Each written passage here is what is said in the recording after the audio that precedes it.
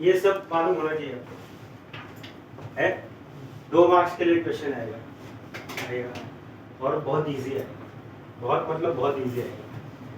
See, in case of chemical bonding, you should have to aware with these kinds of concept. Okay, ionic मालूम होना चाहिए, covalent क्या होता है मालूम होना चाहिए, London forces, it is also called as disperse forces, and van der Waals force of attraction. Now remove your masks. Van der Waals force of attractions and London forces. Okay, फिर इसका example मैं आपको बताऊंगा. Okay, Kartik, ionic bonding, P का मतलब क्या है, potential energy. Dipole moment क्या होता है, that we also going to see. Bond order, bond strength, hybridization. फिर उसके बाद ये पार्ट है, इसके ऊपर आपको क्वेश्चन पूछा जाएगा, 101% क्वेश्चन पूछा जाएगा. मॉलिक्यूल दिया जाएगा and what you have to do is that you have to predict the structure or you can say geometry associated with that particular molecule. Now we are familiar with the geometry concept. You know why? Why we are familiar with the geometry concept? Because from 11th of chemistry we are learning what? We are learning what? We are learning shape of the molecule. If I ask you predict what will happen if water get linear instead of bend, क्या होगा अगर water को मैंने linear रखा, bend नहीं रखा. Okay, that you have to think. मैंने बताया था इसका आंसर आप लोगों को शायद, है ना, बताया था. अमोनिया का स्ट्रक्चर डिस्टॉर्टेड होता है, क्यों होता है, क्या रीजन होता है. All these reasons we should have to know because we are going to face these kinds of entrances. So हमें इसके बारे में मालूम होना चाहिए, है कि नहीं. बोलो हाँ. अरे जोर से हाँ, ऐसे नहीं, हाँ बोलो, जोर से बोलो. मालूम होना चाहिए कि नहीं. हाँ, तो जान आना चाहिए आप में ये लेक्चर में, वरना सो मत. वो एसी बंद कर देगा मैं, वैसे तकलीफ में है गर्मी की वजह से, और तकलीफ मत दो. Valence shell electron repulsion theory, फिर रिपल्शन थ्योरी, इसका इस्तेमाल करके हमने बहुत सारे एटम के मॉलिक्यूल के शेप और ज्योमेट्री के बारे में पता लगाया. वाटर बेंड क्यों है या वी शेप क्यों है, अमोनिया का स्ट्रक्चर पिरामिडल है, डिस्टॉर्टेड क्यों है, उसका बॉन्ड एंगल अलग क्यों है. Okay, even we also predicted angles, SO2 linear है, सल्फर डाइऑक्साइड. उसके बाद हमने फॉर्मल चार्ज पता लगाया. फॉर्मल चार्ज, कोई भी एटम के ऊपर क्या चार्ज रहता है, that is called as FC. Formal charge. Molecule दिया जाएगा आपको, उसका फॉर्मल चार्ज मालूम रहेगा तो आप आसानी से उसका स्ट्रक्चर क्या कर सकते हो, प्रिडिक्ट कर सकते हो. आप आगे जाओगे, आपने कोऑर्डिनेशन केमिस्ट्री में एक चीज देखा है और आपने है ना अपने लैब में एक एक्सपेरिमेंट किया है कि नहीं, आई डोंट नो.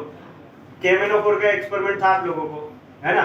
KMnO4 को देखा, इंटेंस कलर का रहता है, वो बड़ा ऐसे जार में रखा जाता है ना, इंटेंस कलर ऑक्सीडाइजिंग एजेंट है, K2Cr2O7. KMnO4 ये आपके लैब में आप इस्तेमाल कर चुके हो, KMnO4 आपने यूटिलाइज किया.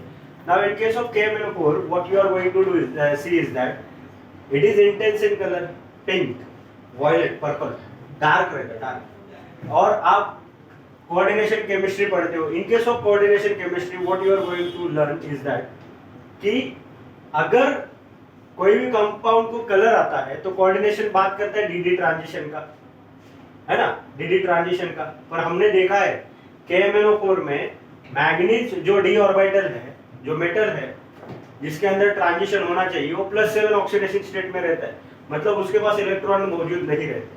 तो अगर d ऑर्बिटल में इलेक्ट्रॉन मौजूद नहीं रहेंगे तो ये ट्रांजिशन कैसे होगा. ओके, ट्रांजिशन का मतलब समझ रहे हो, एक स्टेट से दूसरे स्टेट फिर से नीचे आना. That is called as a transition from one state to another state. And when electron jump from lower energy level to the higher, and again it is travel back to the lower energy level from higher one, it will emit certain amount of energy, that is E is equal to h mu. ये ऐसे इधर से गया इधर है, emit किया energy, ये आपका E1 है, ये आपका E2 है. तो इतना एनर्जी उसने क्या किया, इमिट आउट किया. Now you are solely connected with frequency. Why? Frequency is nothing but inverse with your wavelength, and that's why you are going to see the color from your naked eye, by your naked eye. Am I right? So that reason we got from the coordination of the chemistry that if d orbital possesses number of electron, it will show some transition, and that transition brings from lower energy level to the higher energy level, and it revert back so that it will emit certain amount of energy in the form of E is equal to h mu, and that's why your naked eye going to see the color. But when we are going to see the KMnO4, in case of KMnO4, your manganese, that is Mn, in +7 oxidation state. Try to recall the manganese, that is Mn, atomic number 25, 3d5, 4s2. Okay. Now in case of KMnO4, your manganese in +7 oxidation state. So in case of +7 oxidation state, all the electron associated with S and D are completely vanished, or they expel out. They are not there. So it indicates that D is always in the zero state. Am I right? D is in the zero state, and once D having no electron, how can you say that there is a transition takes place? So the concept is that talking is totally contradictory. Am I right? Isn't it? It is contradictory. The statement is totally contradictory. Why it is contradictory? Because coordination says that you should have electron so that it will show the transition and it will emit out certain amount of energy so that you are going to see the color. But when you are going to see the KMnO4, Mn having 7 electron, in case of KMnO4, Mn is +7 oxidation state. Indication of +7 क्या बताता है कि 7 electron गए, इसलिए वो +7 में आ गया. Manganese के 7 इलेक्ट्रॉन चले गए म्हणून तो +7 मध्ये आला. Now it is in the +7. It indicates that d orbital doesn't possesses any kind of electron. Are they having any electron? No, they don't have any electron. Still it shows intense pink in color. Still it shows intense pink in color. क्योंकि electron का मौजूद होना ही colour का बात होता है, ऐसे हमें कोऑर्डिनेशन ने बताया. ओके, सो ये क्यों होता है ये भी देखेंगे. Okay, now bond order, bond कितना स्ट्रॉन्ग रहेगा उसके बारे में आपको बॉन्ड ऑर्डर बताएगा. बॉन्ड का स्ट्रेंथ क्या रहेगा, कितना बॉन्ड स्टिफ रहेगा या कितना ब्रिटल रहेगा, ये आपको पता लगेगा. हाइब्रिडाइजेशन का definition we should have to aware with the hybridization. Okay, ये सारी बातें आपको मालूम होनी चाहिए, क्योंकि यही आपको आराम से 2 मार्क्स देगा. और what you have to do that you have just to predict. आपको देखना है और वो है ना, वो सब ये जो है वो एज इट इज लगाना है, पर उसके लिए थोड़ा सा ये सारा बेसिक आपको मालूम होना चाहिए. So be erect, be focus and try to engage your mind in the lecture. Okay, सोचो, समझो एंड रेज अ क्वेश्चन. सोना मत, समझे क्या, और स्ट्रेट बैठो, हटाओ सब मास्क, रहो साइड में, हटा और साइड में रहो, थोड़ा सा रिलैक्स रहो, समझे क्या. Now tell me what we mean by ionic bond. Ionic bond का मतलब क्या, डेफिनेशन बताओ आयनिक बॉन्ड. आप नहीं आता है, प्राउडली बोलो नहीं आता है. नहीं आता है, उसको नहीं आता है ना, मैं बताता हूँ. Ionic bond is nothing but a bond which is formed by electrostatic force of attraction. 2 molecule के भीतर अगर इलेक्ट्रोस्टैटिक फोर्स ऑफ अट्रैक्शन है, आप ऐसे बॉन्ड को आम भाषा में क्या कहते हो, आयनिक बॉन्ड. आयनिक बॉन्ड में इलेक्ट्रोस्टैटिक फोर्स ऑफ अट्रैक्शन है 2 स्पीसीज के अंदर. कोवैलेंट में म्यूचुअल शेयरिंग, म्यूचुअल शेयरिंग मतलब कोवैलेंट शेयर कर रहा है इलेक्ट्रॉन, इसलिए बॉन्डिंग बन रहा है. आप जब देखते हो ना, आप फेसबुक देखो, फेसबुक पे ना एक कंसेप्ट है mutual friend. Mutual friend, mutual मतलब आप में भी है और उनमें भी है. उसी प्रकार कोवैलेंट बॉन्डिंग में म्यूचुअल शेयरिंग ऑफ इलेक्ट्रॉन होता है. इसी का मतलब दोनों को क्या है, नीड है, दोनों को रिक्वायरमेंट फुलफिल करना है. That's why they are going to share the electrons so that you will form a bond. Am I right? You are going to form a bond. Now that bond is called as a covalent bond. आयनिक हो गया, covalent हो गया. Third है London force of attraction, it is also what is the dispersion. किसी भी molecule के अंदर कोई बॉन्ड है या अट्रैक्शन है ही। देखो बॉन्ड क्यों बनता है, बिकॉज दो अपोजिटली चार्ज चीजें एक दूसरे के नजदीक आती है। मैं हर वक्त ये बताता है, क्या बताता है मालूम है क्या,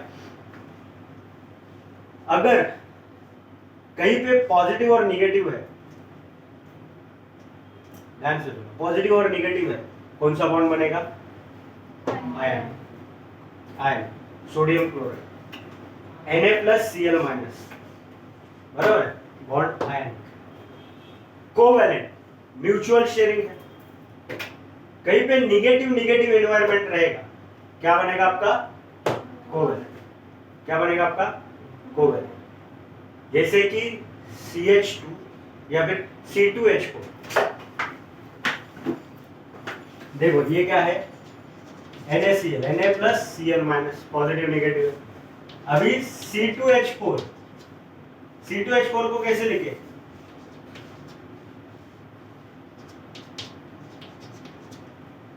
CH2 double bond CH2, carbon और कार्बन के बीच में बॉन्ड है, दोनों का इलेक्ट्रोनेगेटिविटी सेम है, मतलब दोनों क्या रहेंगे, नेगेटिव रहेंगे। और अगर नेगेटिव रहेंगे इसका मतलब इलेक्ट्रॉन है, और दोनों के पास इलेक्ट्रॉन है मौजूद, इसलिए म्यूचुअली एक दूसरे को क्या दे रहे हैं, इलेक्ट्रॉन दे रहे हैं। हालांकि उनके पास इतने इलेक्ट्रॉन नहीं है जो खुद ब खुद वो क्या हो जाए, सेटिस्फाई हो जाए। CH2 को अगर आप देखोगे तो वो खुद ब खुद सेटिस्फाई नहीं हो पाता, उसको बॉन्ड बनाने के लिए और एक CH2 चाहिए, तो उसके पास ऑलरेडी इलेक्ट्रॉन है और सामने वाला भी इलेक्ट्रॉन लेके आता है। ये तो वो बात वाली बात हो गई कि आप जा रहे हो, आपके जेब में है 20 रुपये और आपके दोस्त के जेब में भी है 20 रुपये, आपको रबड़ी और गुलाब जामुन खाना है, तो रबड़ी गुलाब जामुन खाने के लिए 40 रुपये, आप क्या बोलोगे, 20 रुपये है मेरा, आधा गुलाब जामुन दो और थोड़ा सा रबड़ी दो, ऐसा बोलोगे क्या, नहीं ना, भैया एक गुलाब जामुन और थोड़ा सा रबड़ी दे दो प्लीज, ऐसा बोलोगे, बोले वाट नहीं दे, 20 रुपये लेके आना बोलोगे। तो फिर आपका फ्रेंड है आपके साथ, तो आप उसको क्या बोलते थे, मेरे को भी वो खाने का, वो बोलता है मेरे को भी खाने का, तो आपका 20 और उनका 20 मिला के जब आप जाते हो तो आप एक डिश ले सकते हो, बराबर ना। तो 2 गुलाब जामुन मिलेगा, रबड़ी भी मिलेगा, and now you are satisfied, now you are satisfied. Mutual need है ना दोनों, और म्यूचुअल नीड दोनों भी सेटिस्फाई कर सकते हैं ना, है कि नहीं, बोलो हाँ, अरे हाँ बोलो, ऐसी ना, हाँ जोर से बोलो, हाँ। तो म्यूचुअल नीड आप सेटिस्फाई करो, that mutual need is satisfied when you are going to share 20 rupees. Similarly, when atom are mutually, what we can say, needed concept of sharing, उनको इलेक्ट्रॉन चाहिए तो वो शेयर करेंगे और वो क्या हो जाएंगे, सेटिस्फाइड, बराबर ना। तब वो जाके क्या हो जाएंगे, सेटिस्फाई हो जाएंगे। once they get satisfied, you said bond बन गया। कैसे बना, दोनों ने म्यूचुअल, दोनों का भी उतना ही महत्वपूर्ण योगदान है बॉन्ड बनाने के लिए, और वो योगदान क्या है, वो योगदान क्या है, sharing of electron, equal sharing of electron, cause of bond. और इक्वल शेयरिंग मतलब यहाँ पे कोई पॉजिटिव नहीं है, यहाँ पे कोई नेगेटिव नहीं है, दोनों भी क्या है, नेगेटिव ही है, क्योंकि इलेक्ट्रॉन है, इलेक्ट्रॉन के ऊपर कौन सा चार्ज रहता है, negative, so both are negative, both having negative environment, and mutually they are going to share the environment, so that bond will form.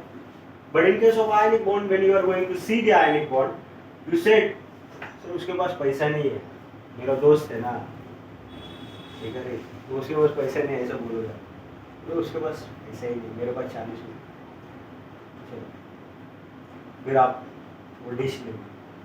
अभी इसमें आपके दोस्त के पास पैसा नहीं है, अगर आपके पास पैसा नहीं है, किसी एक के पास पैसा है, so someone is totally vacant, having no electron, having a positive charge, and rest, the another one, having a electron, or you can say filled orbital, so that bond will form.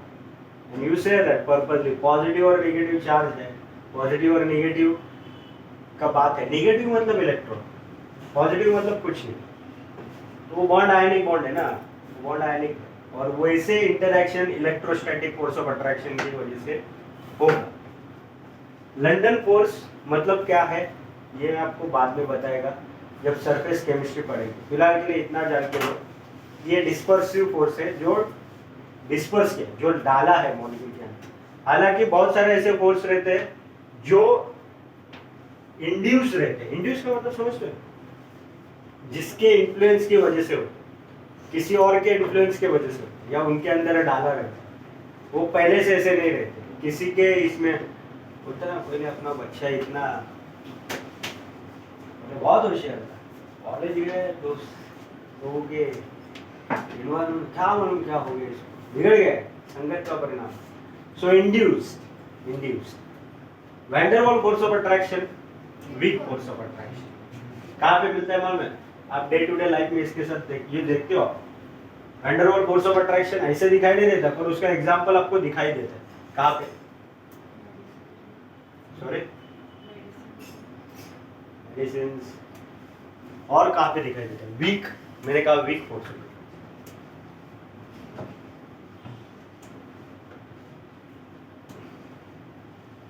कहाँ पे दिखाई देता है बताओ? नहीं मालूम? बोलो हार गए, सर नहीं मालूम। हार गए बोलो, हार गए ना, हारने के लिए आते थे। Have you seen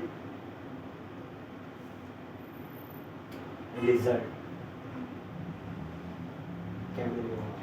Lizard. अरे चिपकली देखा वैसे ऊपर से क्यों? बिकॉज उसका जो क्लॉज है ना, क्लॉज ही बोलते हैं ना उसको, जो पाम है उसका हाथ है, जो क्लॉज है उसका, और ये सरफेस का है ना, एक force of attraction, weak force of attraction. आप देखो, आप करो ना, आपका नहीं है क्या? हाँ, पर वो अट्रैक्शन वीक है, इसीलिए वो बहुत टाइम तक उधर रह सकती है, और आपने ऐसे किया तो ऐसे ऐसे भाग भी सकते है ना। अगर स्ट्रांग रहेगा तो उधर ही चिपक जाएगा। आप कितना नहीं जा रहा, वो चिपक के नहीं ना, वो स्ट्रांग नहीं है। आप कोई भी चीजें टूट गई तो आप फेविक्विक से उसको क्या करते हो? ग्राउंड का भी वही हुआ। किसका? ग्राउंड का? ये बेटा ये ग्राउंड है ना, ये ग्राउंड चलने तो वही होना। कैसे? ग्रेविटी की वजह से तुम लोग चल रहे, वो भी वही कैसे? उसको तो ग्रेविटी उसके ऊपर भी लग रहा है, उसके ऊपर भी ग्रेविटी लग रहा है, पर उसको पुल करके रखा है ना किसी ने, उसके हाथ का। और ये सरफेस का फोर्स ऑफ अट्रैक्शन है ना, जिसको आप van der Waal force of attraction कहते हो, जो दो मॉलिक्यूल के बीच में दिखाई देता है आपको, और वो स्ट्रांग भी नहीं रहता, वो क्या रहता है? वीक रहता। क्या रहता है? वीक रहता। शॉक, ये बोल रहे हो van der Waal force of attraction. हाँ, वीक फोर्सेस होता है। अभी ये पार्ट है ना जो मैं आपको बता रहा है, वो सबसे देखने का एक में चैप्टर है, या फिर एक ही चैप्टर है, सरफेस टेंशन। तो जब सरफेस टेंशन देखेंगे ना, तो आपका दबा हुआ क्यूरियोसिटी फटक से बाहर आना चाहिए, तो मैं बताऊंगा। समझे? समझ रहे हो इस बात को? फिलहाल के लिए उसको वैसे ही रखो। Okay, so that is nothing but a bonding concept. Potential energy उतनी चाहिए जितनी कम हो, बॉन्ड उतना क्या हो जाएगा? स्ट्रांग हो जाएगा। ये कंसेप्ट दिमाग में रखो। Dipole moment, it is nothing but attraction. Dipole का मतलब क्या होता है? अर्थ देखा है ना, ऊपर नीचे ऊपर, दो पोल है ना। मैग्नेट देखा है, मैग्नेट होते थे बोलते मैग्नेट नॉर्थ साउथ। अभी इधर ऐसे करेगा ना मैं तो देखो रिपेल हो रहे हैं, ये अट्रैक्ट नहीं हो रहे इधर लेके। सो दैट इंडिकेट दैट दो पोल है और दो पोल क्या है अपोजिट, एक ऊपर एक नीचे, या एक ऐसे एक ऐसे बार मैग्नेट की तरह। मॉलिक्यूल जिस चीज से बनता है उसको भी हम टाइनी बार मैग्नेट कंसीडर करते हैं, टाइनी बार मैग्नेट, समझो इस बात को। हॉर्सशू मैग्नेट मालूम है, घोड़े के नाम के जैसा होता है ना, बट टाइनी बार मैग्नेट बार रहता है ऐसा छोटा सा। हाँ, आप उधर एन निकालते हो उधर एस निकालते हो, मॉलिक्यूल ऐसे ही रहता है। अभी इसमें आप मैग्नेटिक का कंसेप्ट कैसे अप्लाई करते हो? अगेन इलेक्ट्रॉन की वजह से, अगेन इलेक्ट्रॉन की वजह से जो बॉन्ड बना है दो चीज के बीच में, एक जगह पे वो पॉजिटिव है, एक जगह पे एक मॉलिक्यूल का एटम क्या है नेगेटिव है, तो इलेक्ट्रॉन डिफरेंस आ गया दोनों में। मोमेंट इलेक्ट्रॉनिक डिफरेंस आ गया, उसके अंदर क्या हो गया, एक फील्ड जनरेट हो गया, उसके अंदर एक फील्ड जनरेट हो गया, and that molecule act as a tiny bar magnet in some of the different fields, field के हिसाब से वो एक्ट करता है। अभी ये जो मॉलिक्यूल के अंदर का इंटरैक्शन या फिर चार्ज, चार्ज ही है ना, प्लस माइनस, एक पॉजिटिव एक नेगेटिव, प्लस माइनस चार्ज है, और वो प्लस माइनस चार्ज जितना एक दूसरे से कांटेक्ट में रहेगा या जितना एक दूसरे से दूर रहेगा उतना ही उसका क्या रहेगा, स्ट्रेंथ रहेगा, जिसको आप क्या कहते हो, dipole moment. Dipole moment, dipole मतलब दो पोल है, अलग अलग है ना, एक पॉजिटिव एक नेगेटिव है, दो अलग अलग पोल है, और दोनों के ऊपर क्या है, चार्ज है। किसी के ऊपर माइनस चार्ज ज्यादा है, किसी के ऊपर प्लस चार्ज ज्यादा है, और दोनों का डिस्टेंस है एक दूसरे से separated out. In some cases it is closely packed, while in some cases it is far away from each other, but there is a distance called as r. There is a strength between the inside the molecule because of two different poles,